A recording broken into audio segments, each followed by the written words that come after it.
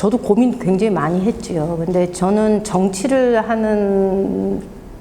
할 때 늘 고민이 이거예요. 지금 시기에 내가 무엇을 해야 되느냐가 저의 고민의 기준이고 판단의 기준이에요.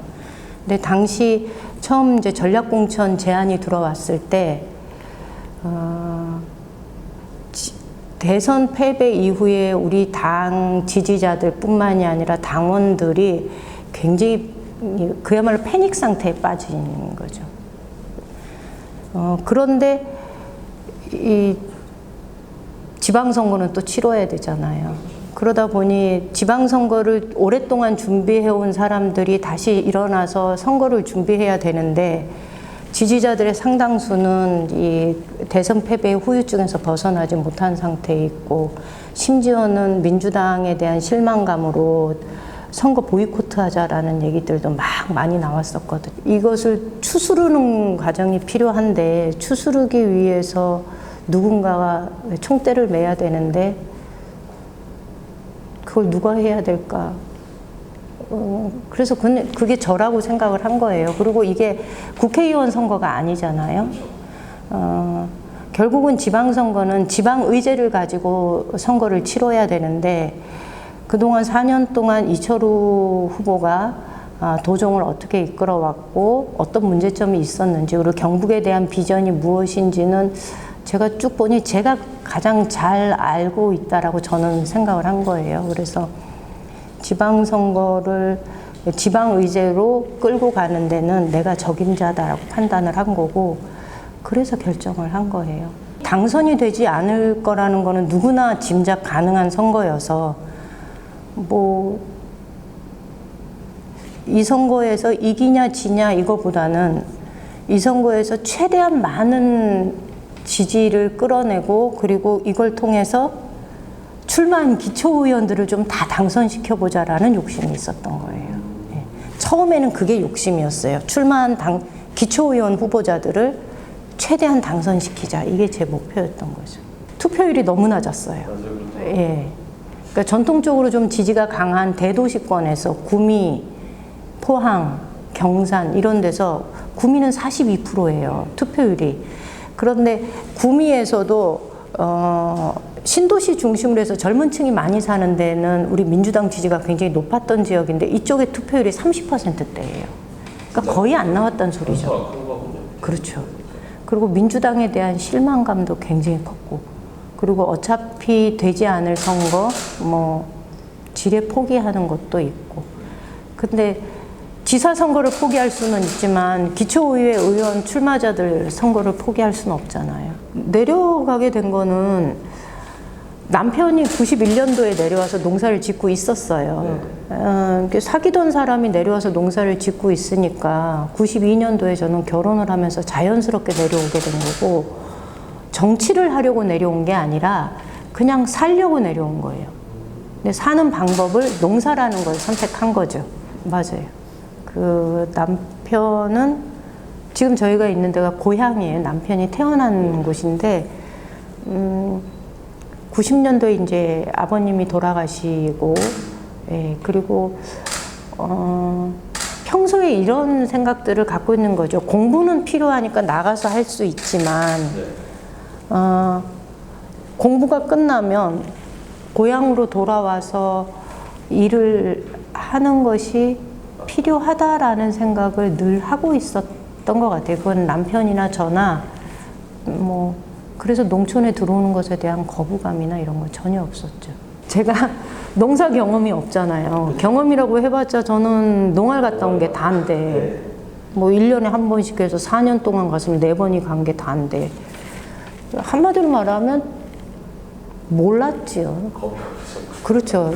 진짜 겁이 없었던 거예요. 그러니까 원래 성격 자체가 호기심이 많고 별로 겁이 없고 새로운 것에 대한 거부감이 없어요. 그러니까 28년을 도시에서 살았는데 농촌에 내려가서 사는 것도 괜찮을 것 같은 거예요. 근데 친구들이 많이 반대했어요. 네가 몰라서 그렇다라는 얘기를 했는데 그 당시 그것도 괜찮은 삶의 방식인 것 같았고 또 하나는 제가 87년도에 총학생회장을 했어요. 굉장히 많은 사람들로부터 관심이 집중되어 있었고 또 학생운동을 하면서 저만큼 그렇게 사랑받으면서 학생운동한 사람은 아마 드물 것 같아요. 네. 그 6월 항쟁을 준비할 때 저희가 긴 시간 단식도 하고 뭐 이랬는데 그때 우리 이대 그 학우라는 표현을 그 당시엔 썼는데 이대 친구들이 저한테 보여주었던 이렇게 지지, 격려 이런 것들이 굉장히 벅찰 정도로 컸었어요. 그리고 졸업을 하고 나서는 당시 이제 학생운동을 했던 사람들이 많이 정치권으로 영입돼서 들어가고 그랬기 때문에 저 역시 아마 서울에서 계속 살았으면 정치를 했을, 조금 더 수도권에서 정치를 했을 가능성이 크죠. 그런데 그때 그런 고민을 한 거예요. 20대 이렇게 화려했던 20대를 내가 맨날 소비하면서 이걸 가지고 30대, 40대를 살고 싶은 생각은 없었던 거예요. 맨 그렇게 살면 안 될 것 같다는 생각이 드는 거예요. 그러니까 20대의 그 화려함은 내가 원했던 게 아니고 내가 만든 게 아니거든요. 당시 시대적인 상황이 저를 그렇게 만들었는데 어느 날 갑자기 눈 떠보니까 이렇게 그 연예인들 벼락스타 되는 것처럼 어느 날 눈 떠보니까 제가 이렇게 맨 앞에 와 있는 거죠. 가장 스포트라이트 받으면. 예, 그런데 이후의 인생도 그 연장선에서 산다면 그건 뭔가 옳지 않은 것 같은 내가 네, 그래서 벗어나고 싶었어요. 그래서 그때 농사를 지으러 28살에 내려가면서 사실은 서울과 맺었던 모든 관계를 제가 다 차단을 하고 내려갔어요. 대학 친구들, 학생운동 했을 때의 친구들, 가족을 제외하고는 다 연락을 끊었어요.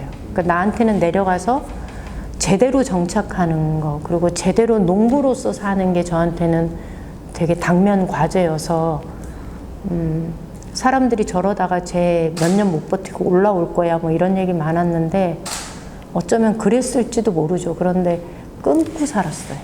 제가 이제 아이들 학교 입학하고 어머니 회장이 돼서 이런저런 활동들을 좀 했어요. 그러니까 어머니 회장이 그전에는 교사들 이렇게 지원해주는 활동을 많이 했는데 저는 이제 교사 지원하는 것보다 뭐 운동하는 학생들 지원, 그러니까 뭐 간식비를 마련해서 간식 지원을 해준다든가 뭐 이러저런 활동들을 좀 하고 그다음에 급식에 이게 아이들 급식에 좀 관심을 가졌는데 당시 저희 아이들이 학교 가서 밥을 먹는데 밥이 너무 맛이 없다 그러는 거예요. 그래서 제가 어머니 교실에 가서 교장 선생님이 허심탄회하게 하고 싶은 얘기 다 하라고 하니까 그냥 아무 생각 없이 그냥 손 들고서 얘기를 한 거예요. 급식이 이러이러하다. 그런데 그때 엄마들이 저를 그때 유심히 봤나 봐요. 그래서 그 다음 해에 어머니 교실을 하는데 그냥 그 자리에서 추천이 돼서 그 자리에서 뽑힌 거예요. 예. 아무 생각 없이 준비 없이 갔는데. 그리고 이제 급식 문제에 관심 가지고 이제 교내에서 검수, 식재료 들어오면 검수도 하고 뭐 이런 일들을 했는데 당시 이제 좀 놀라웠던 건 의성이 가지고 있는 좋은 농산물이 지역의 학교의 급식 재료로 들어가지 않아요. 아니죠. 당시 급식 재료는요 수입 농산물이 많았어요. 특히 장류는 100% 수입이었어요. 네. 예, 싸니까. 근데 농사 짓는 우리 입장에서는 이해가 안 가잖아요. 수도권의 아이들하고 농촌의 아이들하고 비교하면 모든 면에서 혜택을 못 받는 게 농촌 아이들인데 그나마 누려야 된다면 먹는 거는 좀 잘 먹어야 안 되겠나 이런 생각이 있었는데 그게 안 되니까 그래서 이거를 좀 바꿔보고 싶었는데 이게 이제 급식 단가의 차이가 있으니까 결국은 이게 단가를 높이게 되면 학부모 부담이잖아요. 그러면 이거를 지원을 받아야 되는데 지원받는 건 행정으로부터 지원을 받아야 되고 그래서 이러저러한 문제들을 좀 바꿔보고 싶다라는 생각을 했고 그때 마침 2006년도에 기초의원 선거 제도가 바뀌었잖아요. 중대선거구제로.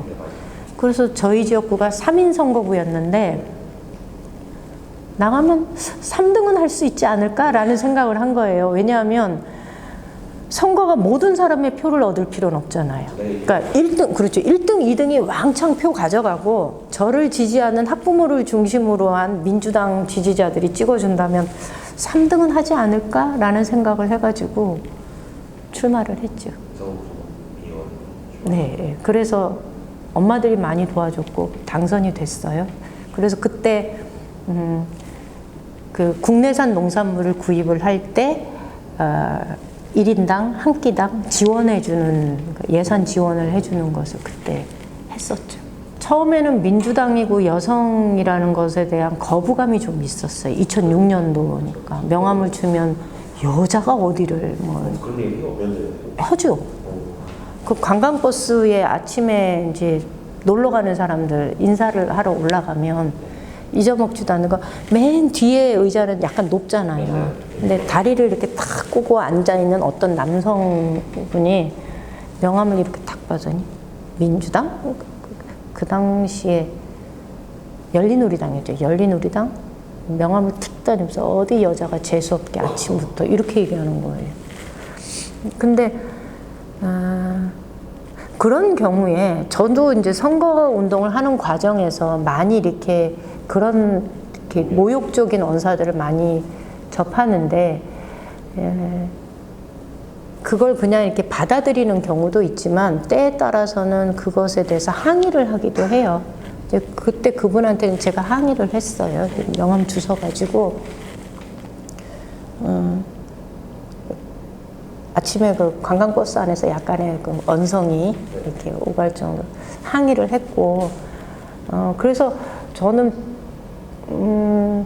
유권자가 선거 기간엔 되게 왕이잖아요. 네. 그런데 저는 선거가 끝나고 나면 유권자들이 이렇게 표현하면 약간 자발적인 노예가 되는 듯한 느낌을 받을 때가 많아요. 너무 권력 앞에 비굴해지는 경우를 많이 보는 거예요. 그래서 저는 그게 좀 기분이 나빠요. 그래서 제가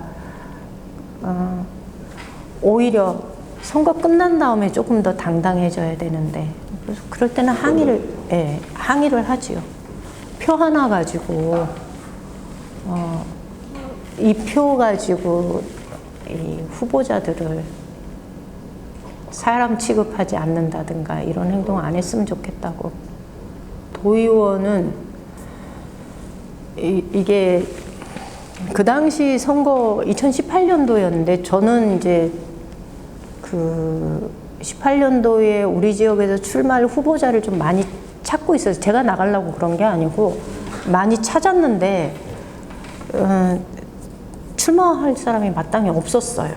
없어가지고 선거는 임박해져 오는데 그러니까 사람들이 저한테 막 그때 저한테 했던 말이 뭐냐면 중신애비 중신서다 안 되면 자기 딸 주는 법이라고 사람 찾다가 안 되면 네가 나가야지 어야긴 놈 이런 거죠. 그래서 그때 저희가 기초의원 후보자도 있었고 비례대표 후보자도 있었고 그래서 출마한 사람들을 좀 당선시켜야 되겠다라는 생각이 들어서 그때 출마를 5월 8일 날 제가 결심을 했나? 딱 하고서 출마를 하고 선거운동을 진짜 딱 한 달 정도 한 거예요. 근데 실제로 당시 선거 분위기가 그렇게 확 바람이 불 거라는 걸 몰랐어요. 저희 의성 같은 경우에는 그때 뭐 문재인 대통령이 소위 그때는 김정은하고 만나서 도보다리 선거라고 얘기할 정도로 분위기가 굉장히 좋았잖아요. 그러니까 민주당에 대한 심리적 벽이 확 낮아져 있는 상황이어서 예, 그때 많이 낮아진 거는 맞는데 그래도 우리 지역에서 그렇게 바람이 불 거라고는 생각을 안 했는 거죠. 그랬는데 다행히 저도 당선이 되었고 제가 이제 군의원을 할 때부터 저를 민주당으로 바라보기보다는 그냥 지역에 그냥 키워볼 만한 사람 이렇게 보는 눈들이 좀 있는 것 같아요. 쟤는 민주당이야 라기보다는 쟤는 나중에 의성에서 우리가 뭘 해도 키워야 할 사람이다라는 생각을 그래도 많은 분들이 좀 갖고 계셨던 것 같아요. 저는 졌지만 잘 싸웠다라고 생각하지는 않아요. 선거는 잘 치렀어요. 재밌게 했어요. 오히려 선거 끝나고 나서 제가 치유받은 느낌을 받는다라고 얘기를 했어요. 그러니까 선거 패배, 대선 패배 이후에 저도 사실 많이 힘들었거든요. 문득문득 눈물도 나고. 이기실 것 같게. 꼭 그런 건 아닌데 대선 때 진짜 모든 역량들이 다 달라붙어서 했는데 우리 지역에서 얻은 표가 16, 우리 이재명 후보가 얻은 게 16%예요. 예. 지난 선거에 비해서 한 2% 정도밖에 안, 경북에서는 21%였다가 23%니까 2% 정도밖에 안 오른 거예요. 우리 진짜 열심히 했는데. 그래서 좀 많이 힘이 빠져 있는 상태였는데 선거 치르면서 지방선거 하면서 약간 좀 많이 회복이 되었고 심리적으로도 회복이 되었는데 이번 선거에 제가 얻은 22.04%는 야당으로서 치른 지방선거 도지사 후보로서는 제일 많이 얻은 건 맞아요. 예, 그렇긴 하지만 우리가 20년이 넘는 세월 동안에 경북에서 민주당 밭을 읽어온 거에 비하면 이번 선거에서는 적어도 저는 25에서 30% 사이는 나왔어야 되는 게 정상이다라고 보는 거예요. 그런데 22%를 얻었으니 잘 못한 거지요. 그렇긴 한데 그렇게 되는 데는 워낙 투표율이 낮은 거예요. 저희가 25% 이상을 얻으려면 계산을 해보면 투표율이 적어도 62% 이상이 되어야 돼요. 근데 저희 52% 나왔거든요. 예.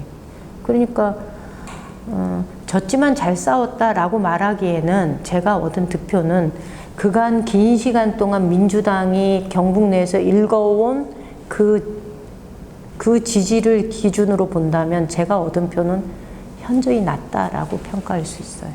제가 이 얘기를 기회가 닿을 때마다 사람들한테 한번 물어봐요. 근데 저는 지역구도가 완화되었냐라고 물어보면 아닌 것 같아요. 제가 느끼는 거는 오히려 이런 측면이죠. 우리 투표가 그동안에 세대 투표 성향을 많이 보였잖아요. 예, 고령층들은 보수적인 지지를 보였고 좀 젊은 층들은 이렇게 민주당 지지세가 있었는데 이번 선거도 여전히 그런 투표 성향을 저는 보였다고 봐요. 그런데 그 젊은 층들이 20, 30대들이 이번에 투표장에 대거 나오지 않은 거예요.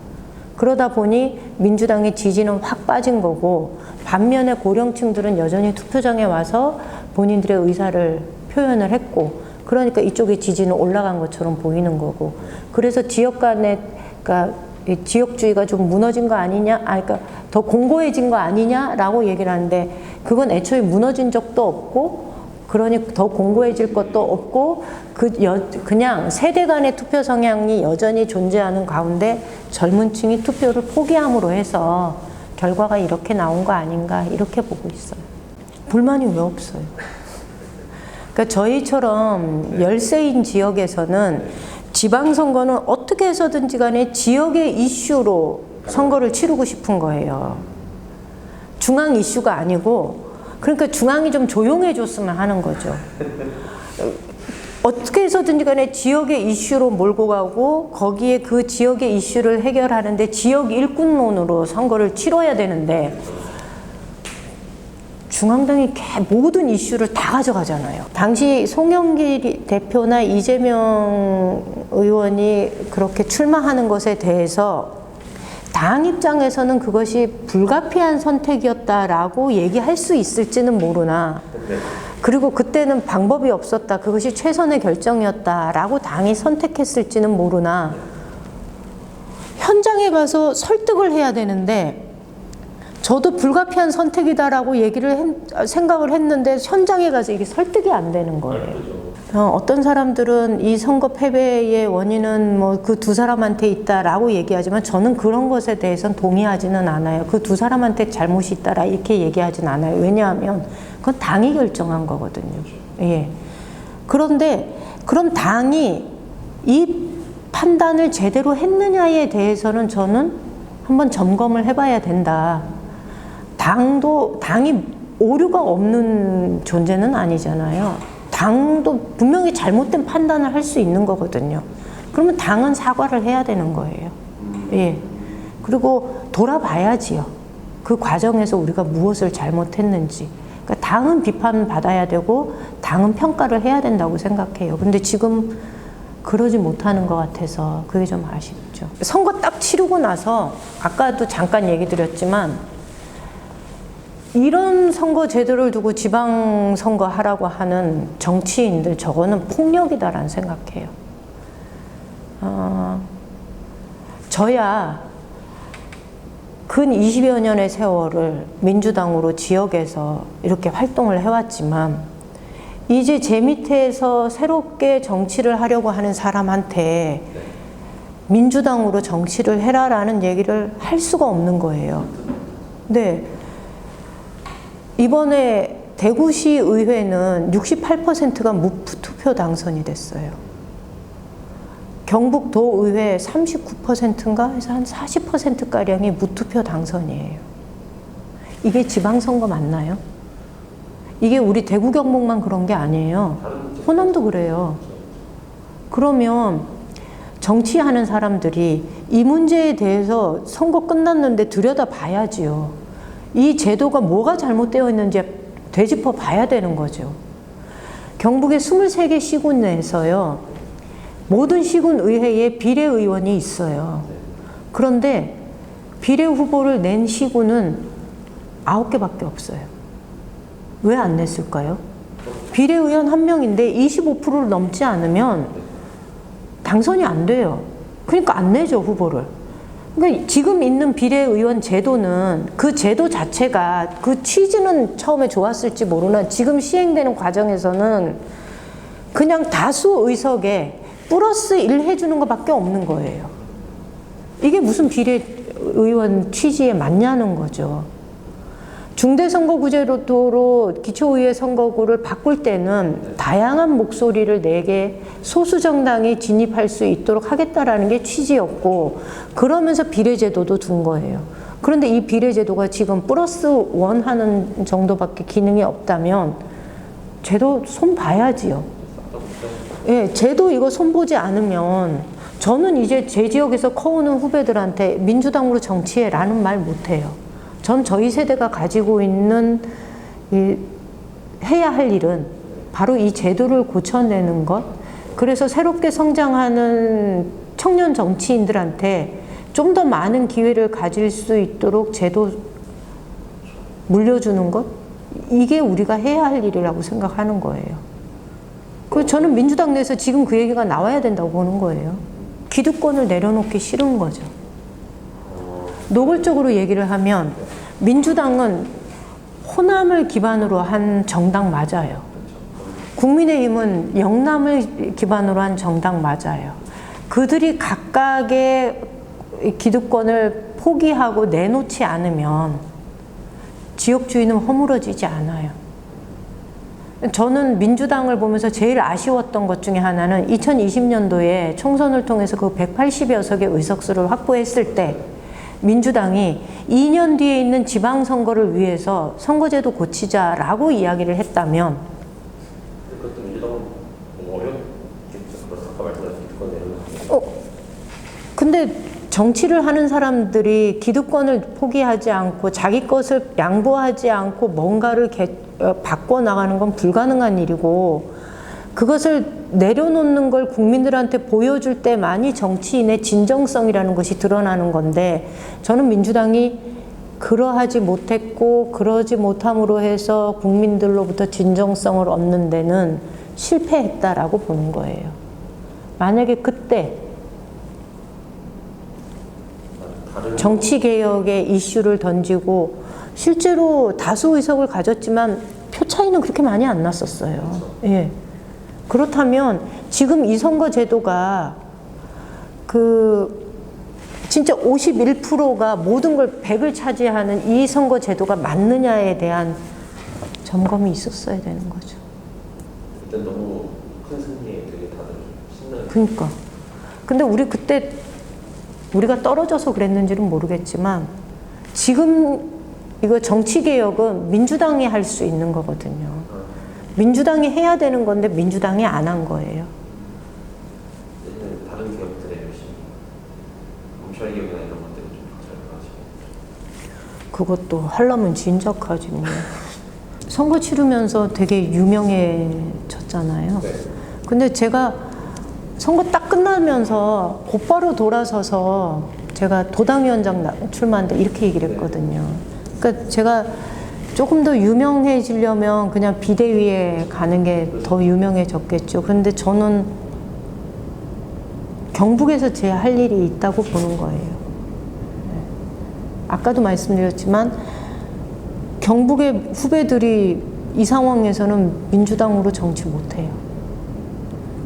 그러니 제가 비대위원으로 가가지고 내지는 중앙정치의 스포트라이트를 받으면서 일을 하면 저는 좋을지 모르지만 저는 여전히 뿌리가 경북이라는 것을 알리고 싶은 거예요. 경북에 뿌리를 두고 목소리를 내고 싶은 거예요. 그런 얘기는 사람들이 하더라고요.